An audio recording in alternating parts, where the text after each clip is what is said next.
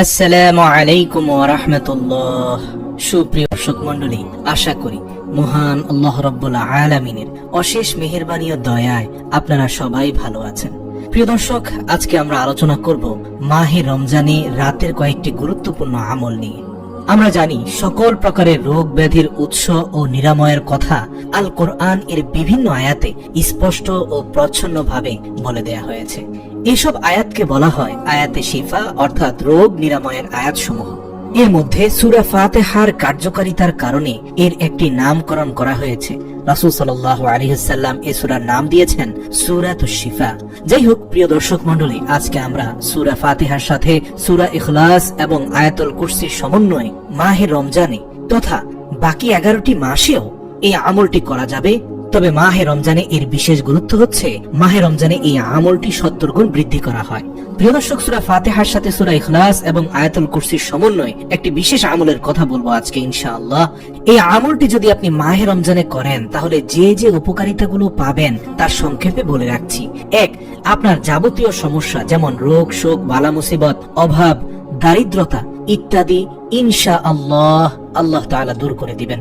2 নম্বর হচ্ছে আপনার ঘুমের মধ্যে কোনো খারাপ স্বপ্ন আসবে না বা ভয়ানক কোনো স্বপ্ন দেখবেন না এবং আপত্তিকর কোনো স্বপ্নের সম্মুখীন আপনাকে হতে হবে না, কেননা শয়তানের প্ররোচনার হাত থেকে আপনি রক্ষা পেয়ে যাবেন। 3 নম্বর হচ্ছে ঘুমের মধ্যে যাদের প্রায় বোবায় ধরে, অর্থাৎ হঠাৎ করে হাত পা মুখ সবকিছুর উপর নিয়ন্ত্রণ হারিয়ে ফেলে, এরকম ভয়াবহ সমস্যা যাদের হয় তাদের এই সমস্যা থেকে মুক্তি পাবেন ইনশাআল্লাহ।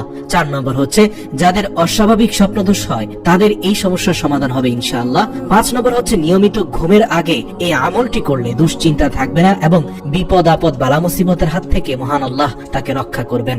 6 নম্বর হচ্ছে সকালে ঘর থেকে বাহির হওয়ার আগে পরিবারের সদস্যদের এটি পড়ে ফু দিয়ে ঘর থেকে বের হলে আল্লাহ রাব্বুল আলামিনের অশেষ মেহেরবানি ও দয়ায় বিপদ আপদ থেকে আল্লাহ তাআলা উক্ত আমলকারীর পরিবারকে হেফাজত করবেন।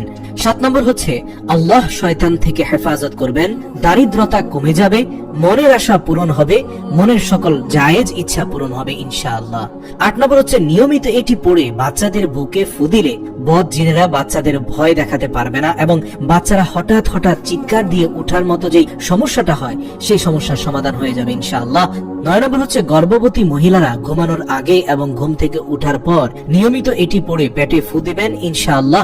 গর্ভের সন্তানকে আল্লাহ হেফাজতে রাখবেন এবং আল্লাহর কাছে নেক সন্তানের জন্য পাশাপাশি দোয়া করবেন।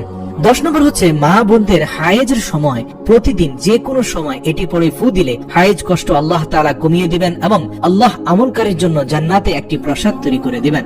রাসূল সাল্লাল্লাহু আলাইহি ওয়াসাল্লাম বলেছেন, যে ব্যক্তি শুধু সূরা ইখলাস 10 বার পড়বে আল্লাহ তার জন্য জান্নাতে একটি প্রাসাদ তৈরি করে দিবেন। সহিহুল জামে আস-সগীর হাদিস নম্বর 6472। তিনি আরো বলেন, সে সত্তার কসম যার হাতে আমার জীবন, এই সূরা হচ্ছে সমগ্র কোরআনের 1/3। নবী করিম সাল্লাল্লাহু আলাইহি ওয়াসাল্লাম প্রত্যেক রাতে যখন ঘুমাবার জন্য শয্যা গ্রহণ করতেন তখন 2 হাত একত্র করে জমা করতেন এবং তাতে 3 কুল পড়ে ফু দিতেন। তারপর তার দ্বারা দেহের উপর যতদূর সম্ভব বোলাতেন। মাথা, চেহারা ও দেহের সামনের অংশ থেকে শুরু করতেন। এরূপ তিনি 3 বার করতেন। বুখারী 4439 নম্বর হাদিস। এছাড়া কোরআন মাজিদের সর্বশ্রেষ্ঠ আয়াত আয়াতুল কুরসি, যার ফজিলত এত বেশি যে রাসূল সাল্লাল্লাহু আলাইহি ওয়াসাল্লাম বলেছেন, প্রত্যেক ফরজ নামাজের পর এই আয়াত পাঠ করলে মৃত্যু ছাড়া জান্নাত যাওয়ার পথে পাঠকারীর জন্য আর কোনো বাধা থাকে না। হযরত আবু হুরায়রা রাদিয়াল্লাহু তাআলা আনহু বলেন, হযরত রাসূল সাল্লাল্লাহু আলাইহি ওয়াসাল্লাম বলেছেন, সূরা বাকারার মধ্যে এমন একটি আয়াত রয়েছে যে আয়াতটি পুরো কোরআনের নেতা স্বরূপ। তা পড়ে ঘরে প্রবেশ করলে শয়তান বের হয়ে যায়। তা হলো আয়াতুল কুরসি। রাসূল সাল্লাল্লাহু আলাইহি ওয়াসাল্লাম আরো বলেছেন, এই সূরা ফাতিহা কোরআনের সর্বাধিক মর্যাদাপূর্ণ সূরা। তাওরাত, জবর, ইনজিল, কোরআন কোন কিতাবে এই সূরার তুলনীয় কোন সূরা নেই। বুখারী মিশকাত 2142 নম্বর হাদিস।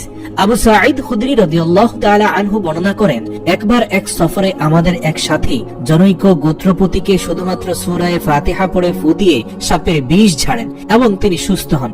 বুখারী শরীফ 5405 নম্বর হাদিস।